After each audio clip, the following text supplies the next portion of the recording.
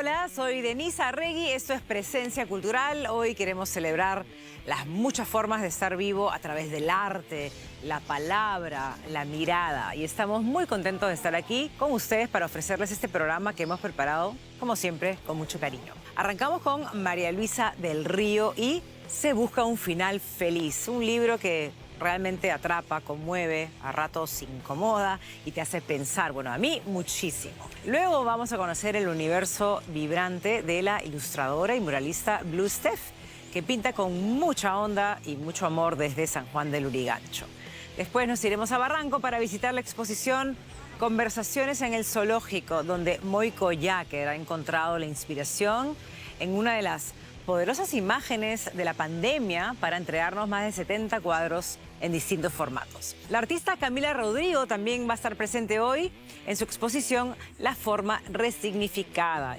Y por supuesto no puede faltar el placer de los ojos que hoy nos presenta las joyas del próximo Festival de Cine Francés en Lima, que casi se realiza en paralelo al famosísimo Festival de Cannes en Francia.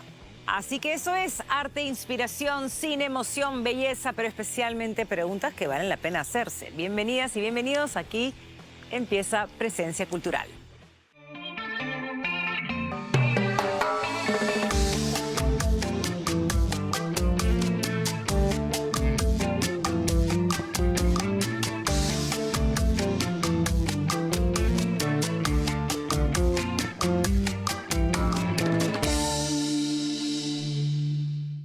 Pensado, bueno, ¿quién no ha buscado alguna vez un final feliz?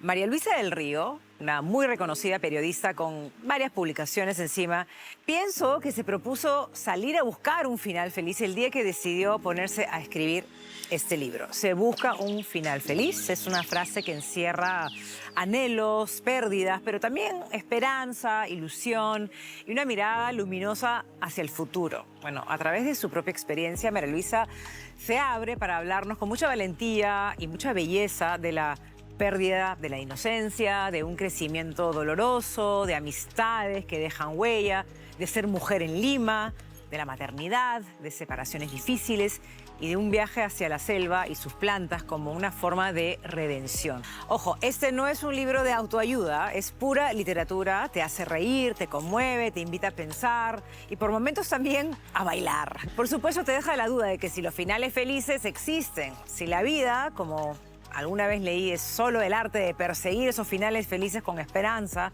aún sabiendo que tal vez nunca lleguen del todo, aunque María Luisa también nos asegura que aprendió tarde que la felicidad es una decisión. No se pierdan este libro entrañable y la dejamos con esta muy bonita conversación con María Luisa del Río. María Luisa, tú has tenido, digamos, una larga carrera de periodista en la que te has dedicado a contar las historias de los demás. Ahora ha habido como un cambio de registro que tiene que ver contigo misma, ¿no? Entonces, en este libro hay una voz que es súper íntima, súper honesta, que es tu voz, que un poco como que observa la vida, tu propia vida, en distintos momentos. Sí. Entonces, ¿qué fue lo que, qué impulso has tenido para un poco querer mirarte a ti misma y contar tus propias experiencias? Yo creo que hace 3 años y por una serie de circunstancias dolorosas, la muerte de personas cercanas, duelos de separaciones y la propia madurez, ¿no? Que vamos entrando en una edad, como lo hemos hablado tantas veces, que ya no nos reconocemos mucho. Empecé a intentar sanar, pero profundamente, ¿no? Los duelos, y sobre todo de mi incapacidad de procesarlos, y un poco producto de ese trabajo y de diarios que tienen que ver con ese trabajo personal, salió la idea del libro, porque ya necesitaba publicar. Llevaba 10 años sin publicar nada personal. Publico mucho, pero a este nivel de personal son 10 años que no publicaba. Y me dije, es ahora o nunca. Y sentí que parte de esta sanación era hablar de mí porque era una manera de aceptarme.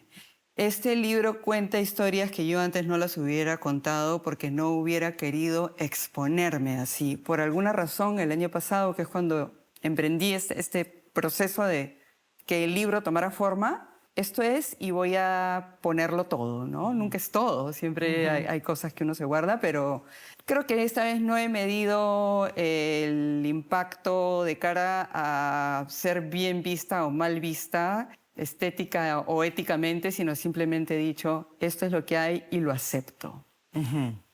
El libro tiene, o sea, lo has dividido en diferentes etapas de tu vida. Sí. Está la infancia, está la juventud, matrimonio, hay maternidad, Sí. hay vida en la selva, hay una segunda maternidad con una familia homoparental y luego hay la actualidad.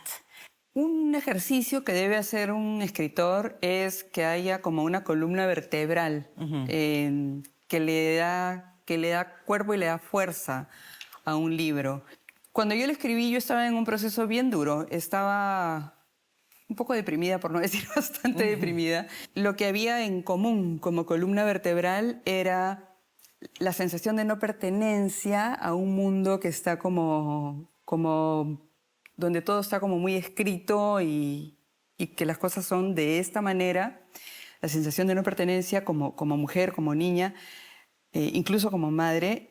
La sensación de no haber tenido nunca la confianza de hablar de mis sentimientos, ni en el entorno familiar, ni más adelante en mis relaciones. Y la sensación también de que la dureza de la vida quizás para mí es más dura, pero aceptándolo, ya no exigiéndome ser fuerte, que me lo he exigido mucho en la adolescencia, sino finalmente aceptándolo. Y esta necesidad de hacer una columna vertebral tuvo las fechas como referencia. Y cuando entregué el manuscrito a Planeta, mi editora me dijo, dejemos la referencia cronológica y dejemos el orden cronológico, porque acá hay un desarrollo muy orgánico de cómo una persona va creciendo y va cambiando y va soltando ciertas cosas y va aceptando otras y va apostando por la vida, ¿no? Hay muchos temas que abordas a través de los relatos. Por ejemplo, ¿no? El machismo en la Lima en la que creciste. Tal vez estábamos como normalizando mucho el acoso callejero, cierta violencia verbal. Hay unos episodios que además cuentas con cierto humor. ¿Cómo miras eso ahora, ¿no? Ahora que ya eres una mujer mayor y que sientes que en esa época se toleraba más, ¿no? Ahora no se aceptan ni con gracia, ni con amabilidad. En nuestra época se aceptaban con odio, porque a mí me han dicho cosas hipersexuales con odio. En mí, ¿qué generó? Y en esa época donde nadie iba a defenderte, porque era normal, tú y yo hemos hablado de ir en micros con sujetos atrás y no decíamos nada, porque si decíamos algo, las mañosas éramos nosotras. Generó en mí algo que todavía me queda un poco, pero que en esa época era por esas razones, que era ejercitarme y verme musculosa y verme fuerte. Esa era mi actitud.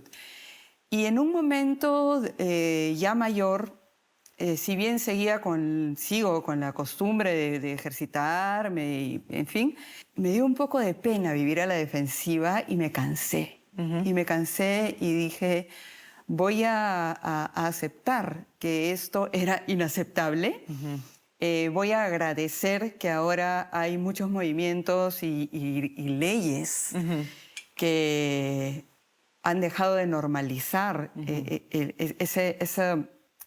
esa, valga la redundancia, normalización de ver a la mujer como un objeto sexual y que se aguante. Quise contarlo un poco para que las nuevas generaciones vean que lo que ellas tienen en este mundo es nuevo. No es que no va a pasar de ninguna manera, es que si pasa tú tienes derecho a denunciar.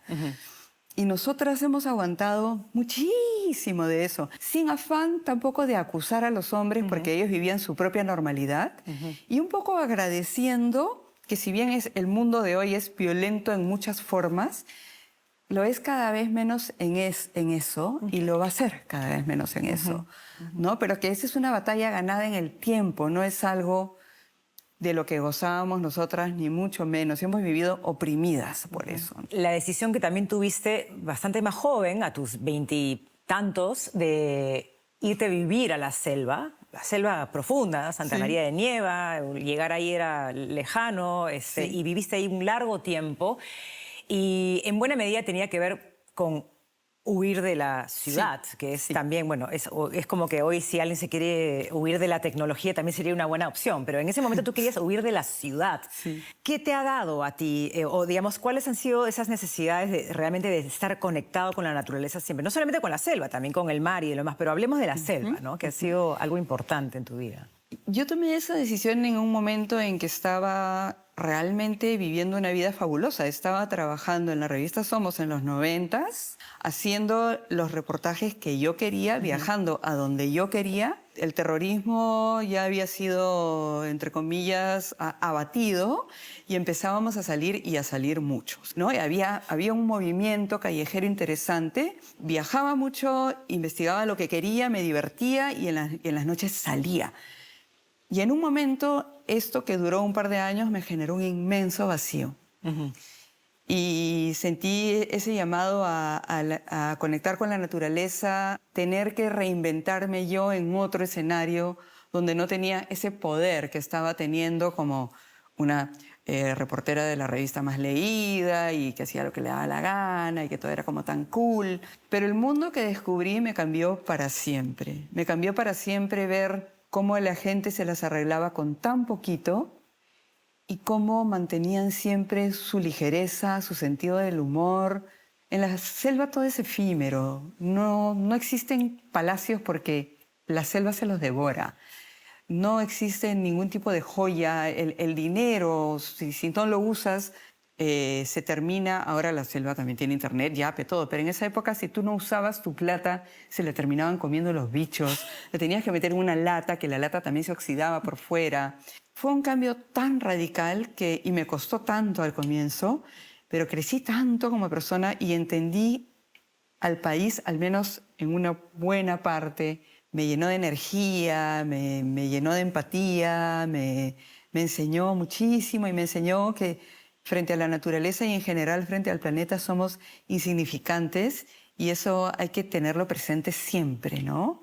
O sea, se siente muy fuerte como las plantas medicinales han sido una parte de un proceso de sanación muy, muy evidente, pero también como una especie de, como un territorio de una búsqueda muy difícil también, ¿no? Cuando yo he leído esos relatos no puedo negar que me pareció maravillosa la claridad con la que cuentas esos episodios, pero hay como cierto dolor, cierto miedo. Para mí ha sido angustiante leerlo porque, bueno, mi experiencia, las pocas experiencias que yo tuve con algunos intentos de sanar algunas cosas con las plantas, a mí no me fue muy bien.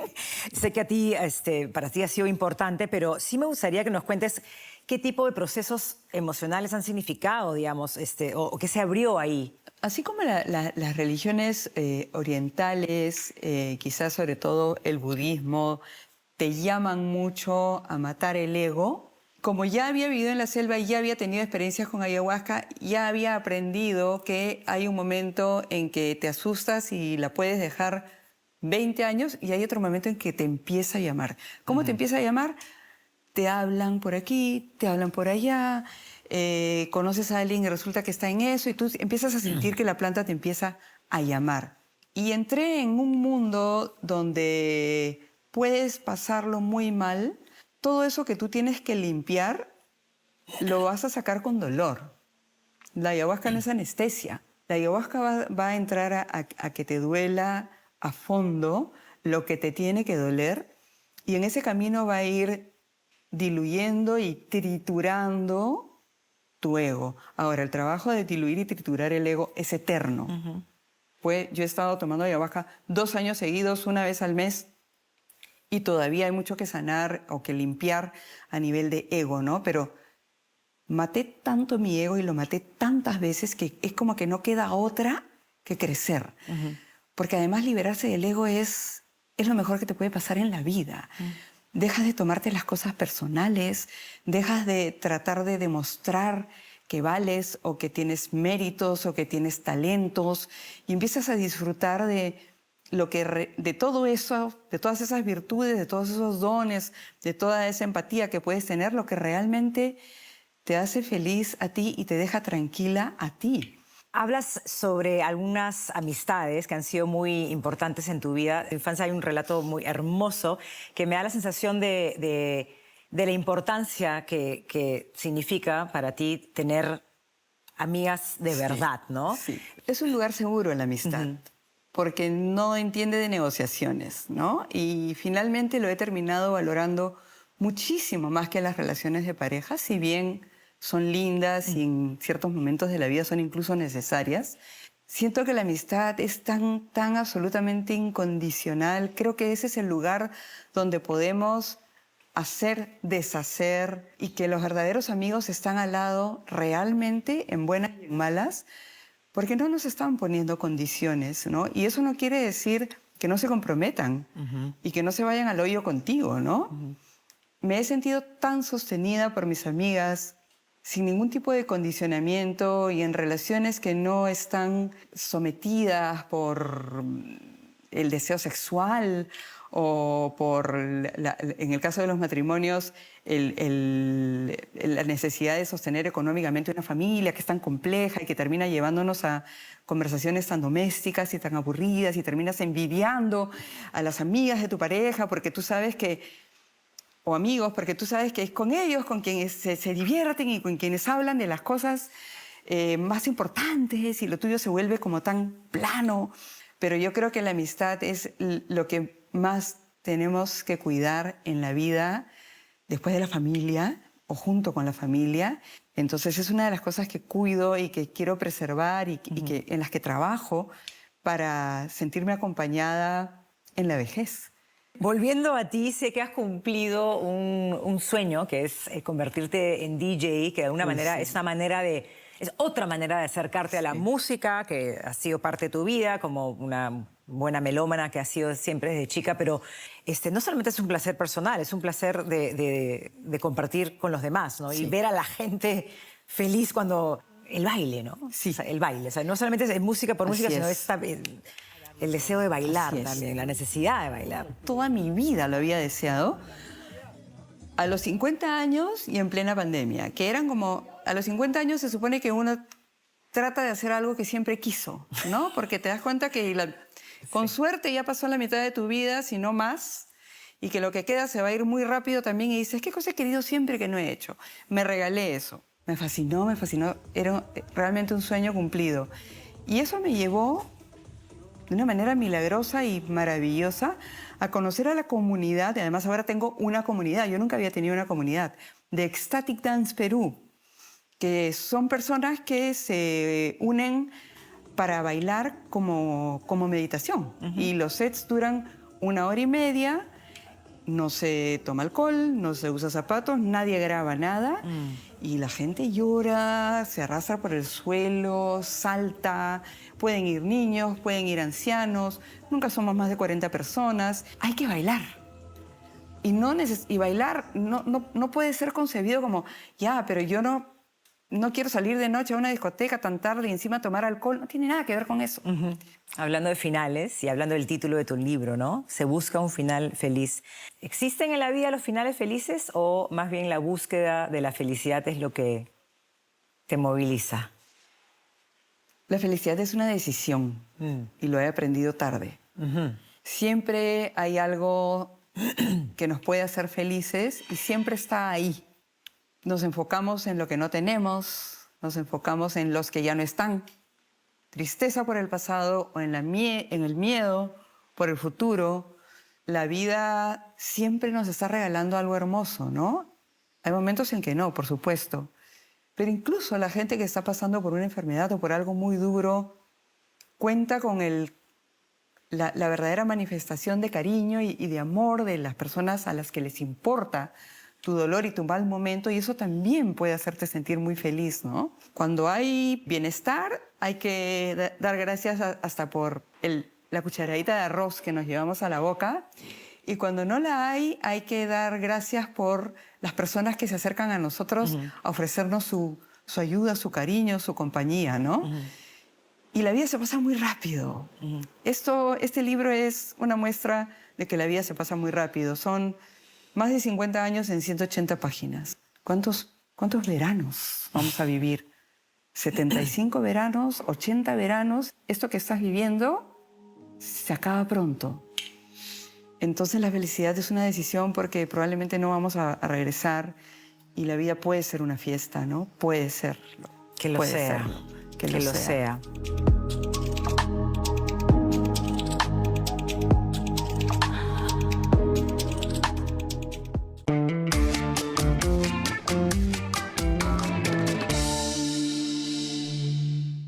En su edición número 13, el Festival de Cine Francés en Lima se ha convertido ya en todo un clásico de la temporada de otoño. Entre el 1 y el 11 de mayo, distintas sedes culturales se preparan para exhibir películas memorables. Hoy, en El Placer de los Ojos, Raúl nos va a traer una selección imperdible de este festival. Y para quienes prefieren quedarse en casa, llegan también nuevos estrenos en streaming. Yo tengo muchísimas ganas de ver Gran Tour del director portugués Miguel Gómez, pero mejor dejo que Raúl nos dé las fijas para quedarnos en casa frente a la tele y no tener que salir el próximo fin de semana. Aquí vamos con El Placer de los Ojos.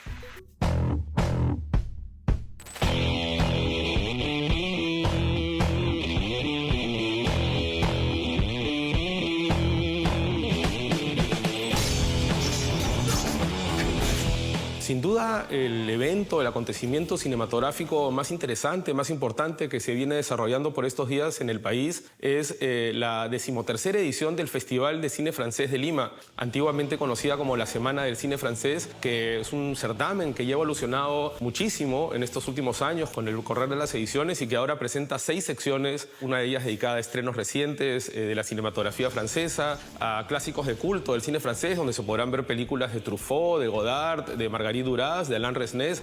Es realmente una sección muy interesante para quienes no han tenido la oportunidad de ver estas películas en una sala de cine. Un ciclo de cortometrajes, de películas de no ficción, películas para niños, películas fantásticas, en fin. Otra de los grandes atractivos que presenta esta edición del Festival de Cine Francés son sus invitados especiales.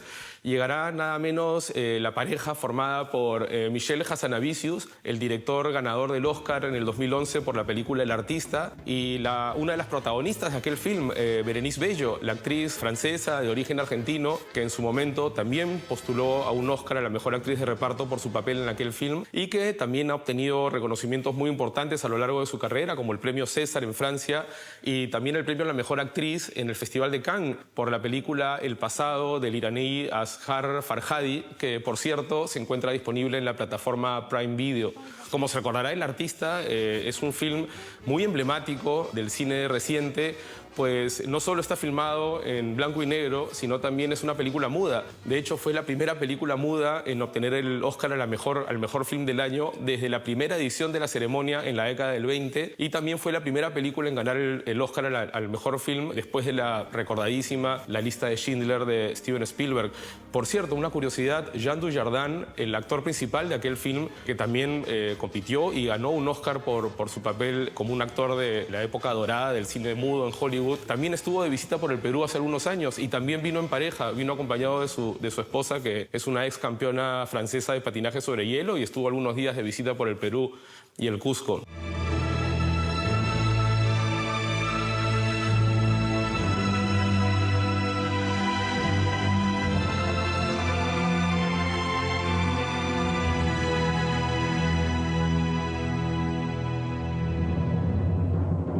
Por cierto, dentro del marco del Festival de Cine Francés se ha programado una proyección del film de Los Jardines del MAC de Barranco, que será una de las sedes del certamen.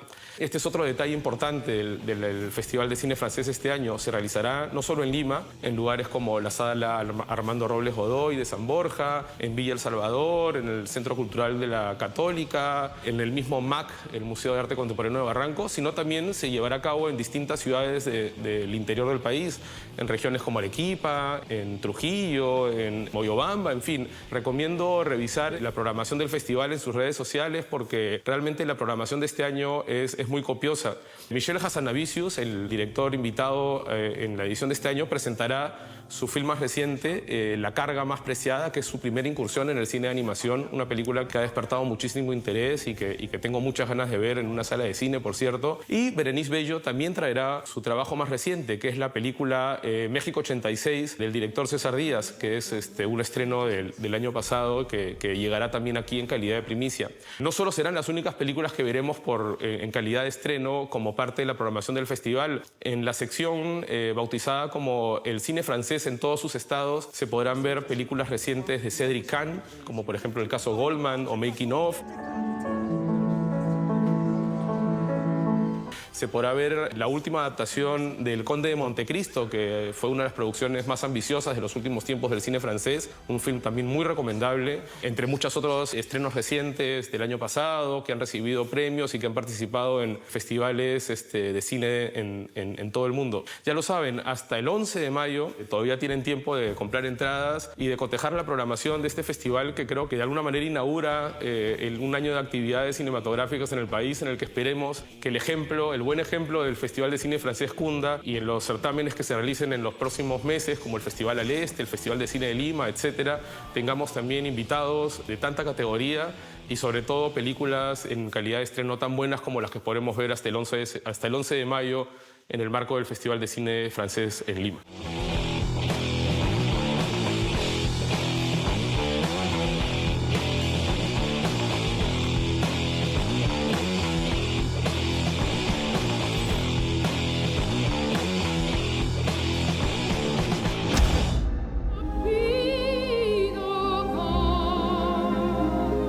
Tell me how it felt to be on stage. An exaltation, an intoxication.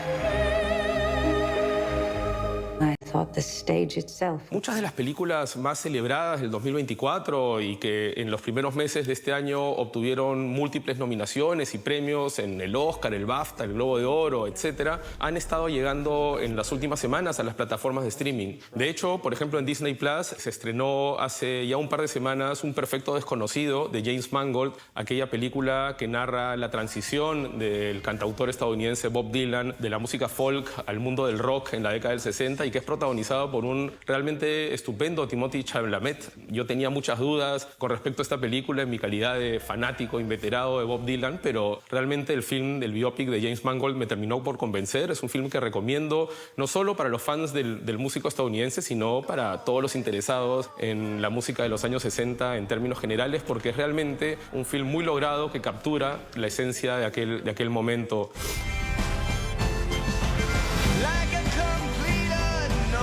Luego, en Prime Video, llegó también hace unas semanas de manera absolutamente oportuna una película que terminó siendo, por razones que ya conocemos, premonitoria. Me refiero a Cónclave, de Edward Berger, aquella película que narra todos los entretelones de la elección de un nuevo papa en el Vaticano tras la muerte del sumo pontífice y que es protagonizada por un elenco realmente magnífico, integrado por Ralph Fiennes, por Isabella Rossellini, por John Lithgow. En fin, es una película que más allá de la coyuntura papal creo que es bastante entretenida y que vale la pena verse sin necesidad de hacerlo por un tema de contexto o de coyuntura por los acontecimientos que ya conocemos.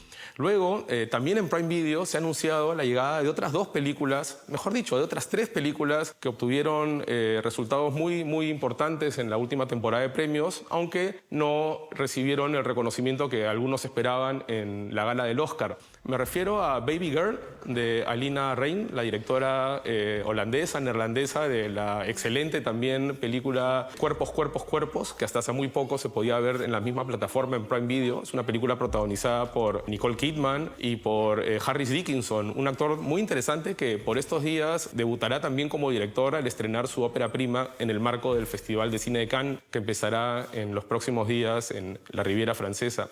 Luego también en Prime Video llegará María Callas, la película del chileno Pablo Larraín, protagonizada por Angelina Jolie, que inesperadamente se quedó fuera de la competencia por el Oscar, más allá de haber recibido muchísimos elogios de la crítica por su interpretación de la cantante de ópera.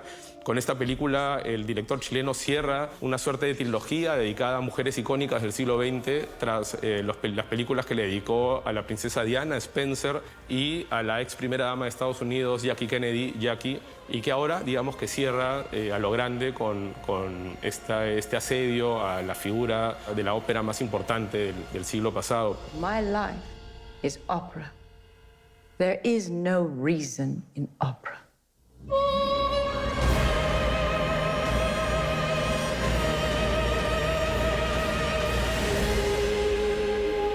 Decía que habían 3 películas en Prime Video que llegarán, me olvidaba una más. Me refiero a Las vidas de Sing Sing, de Greg Kuidar, la película protagonizada por Colman Domingo, por la que Colman Domingo compitió por un premio Oscar este último año, y que narra la historia de una compañía teatral que se forma al interior de una cárcel en Estados Unidos. Un film realmente conmovedor, entrañable, que recomiendo muchísimo. Estas 3 películas llegarán en los próximos días a la plataforma Prime. Luego en Movie se puede ver Grand Tour, la película que no llegó a competir por los Oscars, fue seleccionada por Portugal en su momento para representar al país en la última entrega del Oscar, pero no quedó entre las 5 elegidas, pero sí obtuvo para Miguel Gómez, su director, el premio al mejor realizador en la edición del año pasado del Festival de Cannes. Una película realmente, creo que notable, que recomiendo muchísimo y que, como les digo, se encuentra en la plataforma Movie. Finalmente, el gran anuncio, creo, para los próximos días es la llegada a la plataforma Max de El Brutalista, de Brady Corbett, la película por la que Adrien Brody recibió su segundo Oscar este año, y que, bueno, como sabemos, es un film monumental de más de 3 horas de duración, que incluso cuando fue exhibida en los cines tuvo un intermedio, como en las películas de antaño. No sé cómo se resolverá eso al momento de llegar al streaming. Supongo que ahora los espectadores podrán hacer todos los intermedios que quieran al ver esta película, pero no deja de ser uno de los estrenos más notables y más esperados de los últimos días y de las próximas semanas en el streaming. Y a propósito de ello, la pregunta es, ¿cuándo llegarán Anora, de Sean Baker, la ganadora del premio a la mejor película en el último Oscar y que también recibió la Palma de Oro en Cannes el año pasado? ¿Cuándo llegará Flow, la maravillosa película de animación letona que también sorprendió a todos al recibir el Oscar al mejor film de animación del año?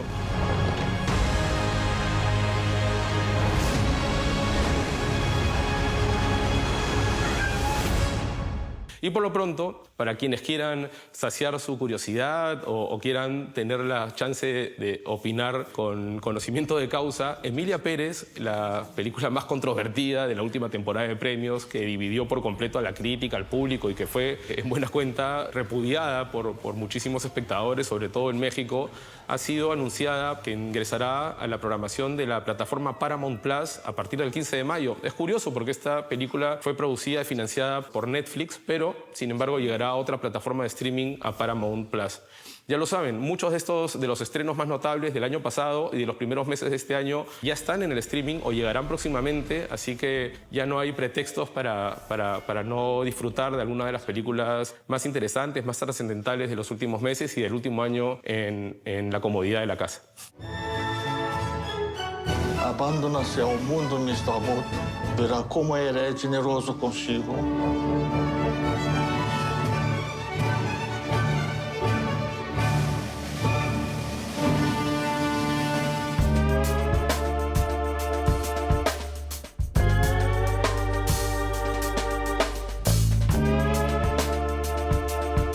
Esta semana nos ha tocado grabar en un lugar realmente magnífico. Estamos en el restaurante Casa Tambo, en Jirón de la Unión, en el centro de Lima, muy cerca de la Plaza San Martín. Una casona con más de 100 años de antigüedad, que ha sido completamente restaurada y que ahora alberga uno de los mejores restaurantes de la ciudad, pero también es un lugar increíble que recomiendo visitar, no solo para comer bien, sino para apreciar la arquitectura, para visitar la galería de arte, donde tienen una exposición con una colección permanente, y también exposiciones temporales, las esculturas de Víctor Delfín. En fin, esto es un lugar realmente abrumador, hermoso, donde se come bien, pero sobre todo se puede disfrutar del pasado señorial y la historia que emana esta casona republicana, que, como les digo, tiene más de 100 años y que antiguamente albergó al restaurante Tambo de Oro.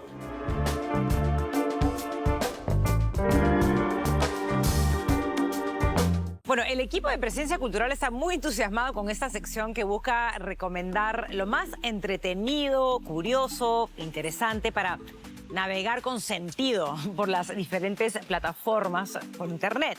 Cuando yo era chiquita me hacía un montón de preguntas sobre el espacio exterior, ¿no? ¿Cómo era posible que los planetas giraran sin caerse o por qué las estrellas parpadean?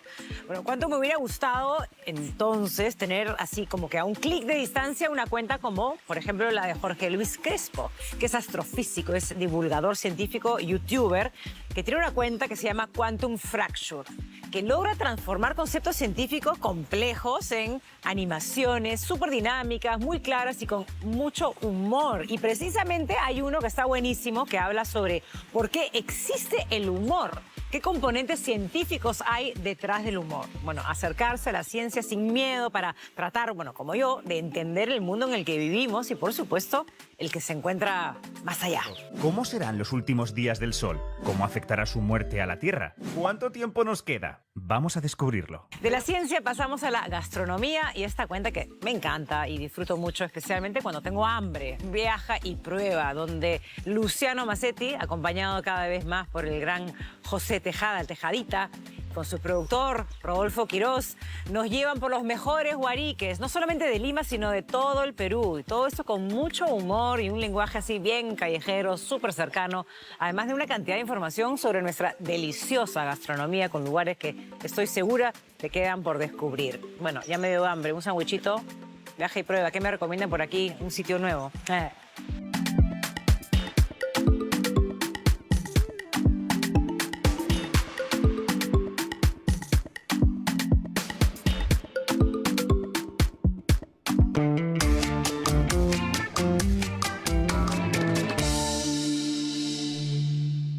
Hacía mucho tiempo, 6 años para ser exacta, que esperábamos una nueva exposición del artista Moiko Yaker. Bueno, esa es una gran oportunidad para descubrir o reencontrarse con el trabajo de Moiko. Es una obra que siempre ha sido cargada de imaginación, con mucha destreza técnica y una mirada profundamente singular. La muestra se llama Conversaciones en el Zoológico. Se inspira en un género de retrato europeo de los siglos XVII y XVIII y nace de una de esas imágenes extrañas que nos dejó la pandemia, ¿no? Las ciudades vacías, donde por un momento pareció que el mundo animal volvía a reclamar su lugar. En los lienzos de Yaker, leones, elefantes, garzas, jirafas, nos observan con un gesto sereno, casi cómplice, ¿no? Desplegando coreografías visuales que invitan a imaginar otros lenguajes y otras formas de convivencia. Hemos conversado con Moiko Yaker y Augusto del Valle, curador de la muestra, sobre esta propuesta de gran fuerza narrativa que está en el MAC, en Barranco.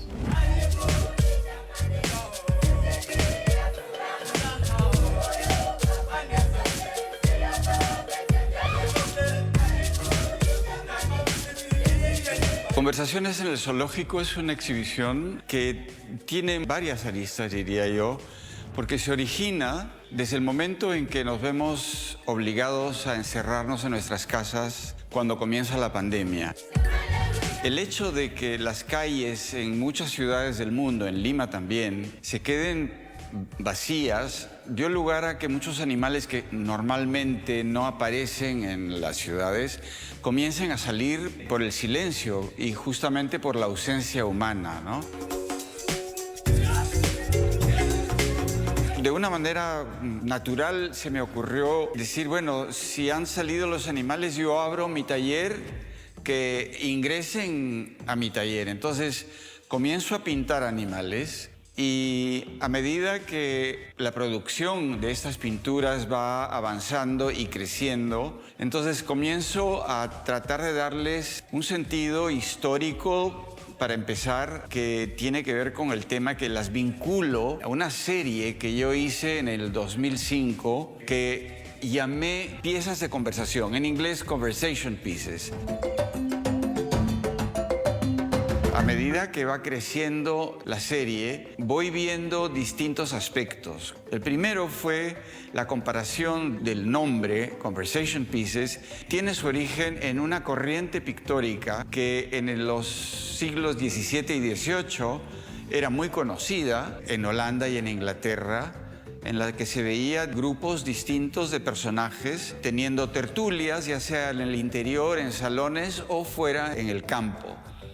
Y me pareció que yo estaba haciendo lo mismo, o de alguna manera también intenté seguir esta idea, haciendo de que los animales se vinculen entre ellos y generando de ese modo cierto tipo de conversación. La representación de un determinado animal te habla de un nombre de animal, ¿no? El mono, el elefante, el tigre, son todos distintos, tienen una conformación anatómica distinta, tienen una manera de vivir distinta, tienen colores distintos, etc.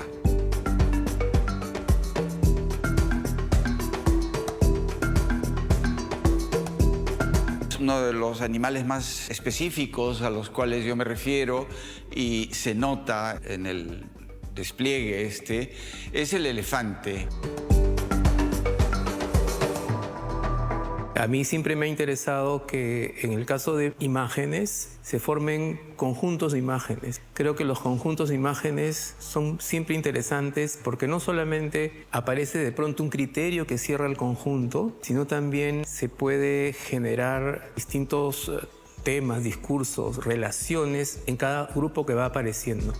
Pero era interesante cómo de pronto surgía, por ejemplo, uno que eran aves e insectos. Y en este conjunto para mí es muy importante el elemento aire. No sé si por obvias razones, ¿no? Pero si hay un vuelo de por medio, existe el aire, ¿no? Y así otros grupos, ¿no? Generar conjuntos, montarlos en el espacio, que era un criterio muy importante para la curaduría. Hay momentos en algunas imágenes que aparecen como vórtices y enjambres, ¿no? O sensación de que hay muchas entidades o que hay de repente un árbol que se estire, que se configura en una red. Hay una cuestión lúdica de fondo también. Muchos me han comentado en la exposición cómo, por ejemplo, para los niños esto es como es una fiesta muy interesante, ¿no? Yo creo que hay un tema que va acompañando este grupo de obras y es que el animal siempre es el otro.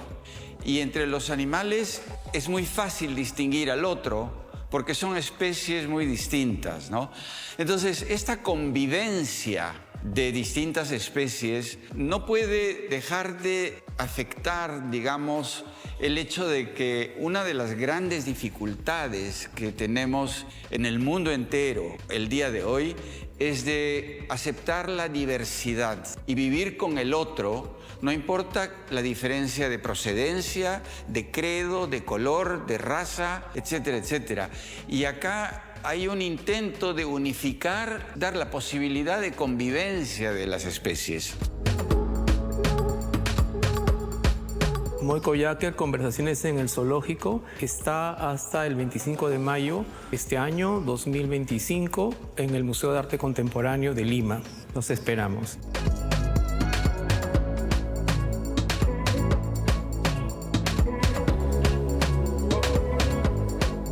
Stephanie Madueño adoptó el nombre de Blue Steph para convertirse en la artista visual que muchos conocerán por sus murales o sus ilustraciones en los que fusiona la cultura popular con la crítica social. Ha intervenido en espacios públicos, especialmente en su distrito, en San Juan del Lurigancho.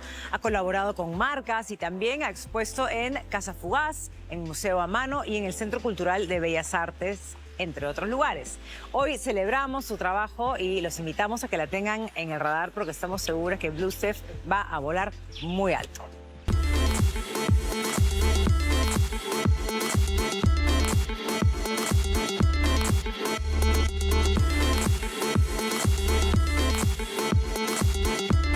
Hola, mi nombre es Stephanie Madueño, soy ilustradora y muralista.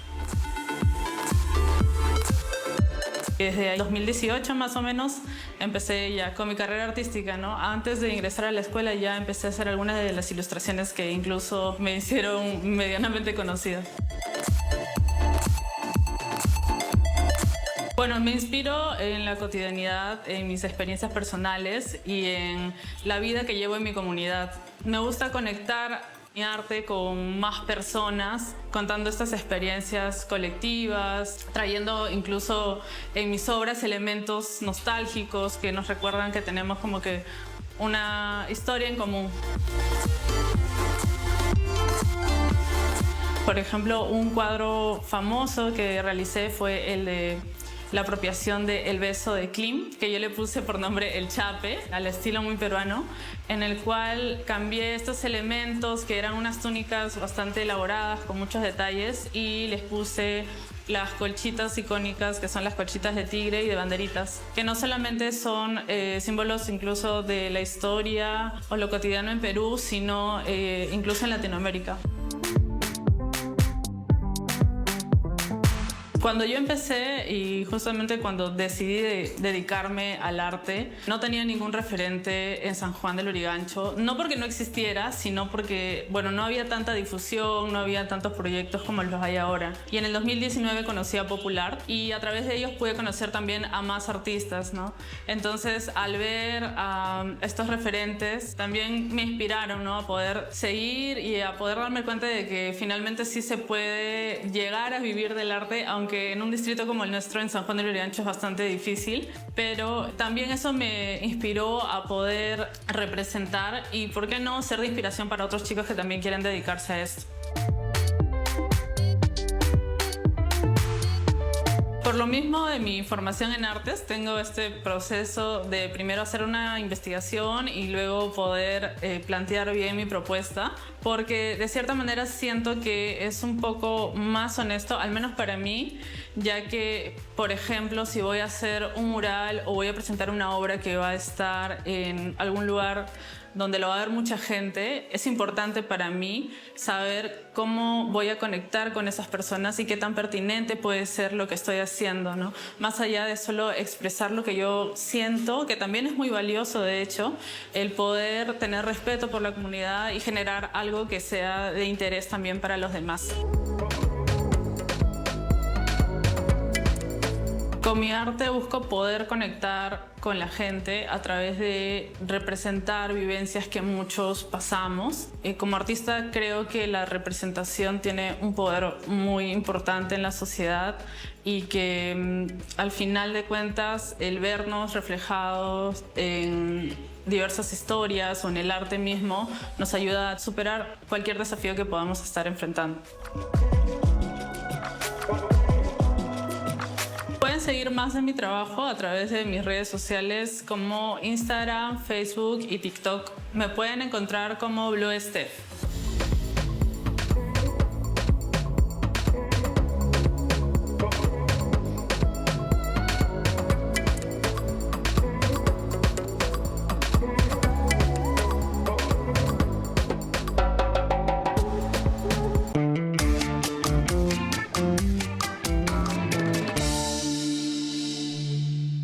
Nos metemos ahora en el universo pictórico de Camila Rodrigo. Su exposición individual en la galería, esto es en San Isidro, se llama La Forma Resignificada. Reúne 14 piezas de gran y mediano formato en técnica mixta, donde la abstracción se convierte en un ritual de luz, de textura, profundidad. Sobre la propuesta de Camila, el curador, Jorge Villacorta, ha dicho lo siguiente.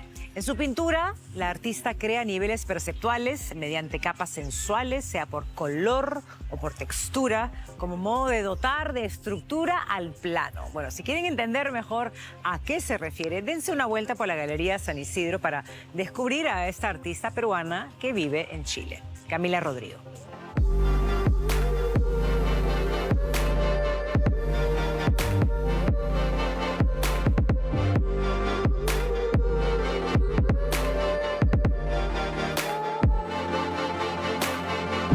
La exposición se llama La Forma Resignificada porque se trata de mi manera de ver la vida. El fondo es un fondo muy líquido, muy fluido, que es como mi ideal de vida. Y las formas que están encima, que son muy sólidas, muy negras, son todas las cosas que nos impone la sociedad o la sociedad moderna, muy deshumanizadoras. Y se llama resignificada porque si bien no nos queda otra que convivir con estas formas, estas imposiciones, yo busco la manera de volverlo un poco más lúdico, ya sea agrupando la forma o cortándola o dándole movimiento.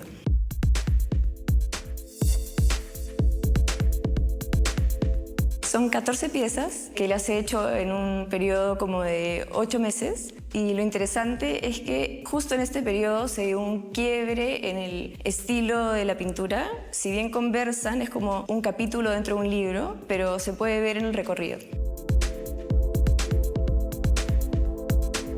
Me gusta lo simple, lo minimalista, pero también lo pesado. Yo creo que tengo mucha inspiración de la obra de mi abuelo y de mi papá, que son arquitectos, que es una forma muy robusta y a la vez muy limpia. Y mi manera es simplificar la forma de las piedras en formas geométricas. Yo creo que es la estética con la que he nacido, he visto toda la vida y lo plasmé en los cuadros. Ojalá que puedan venir a ver la exposición. Esta es mi primera muestra individual. El proceso de crearlo ha sido un proceso súper desafiante, muy divertido. Me encantaría que vengan a verla. Está en la Galería San Isidro y está hasta el 10 de mayo.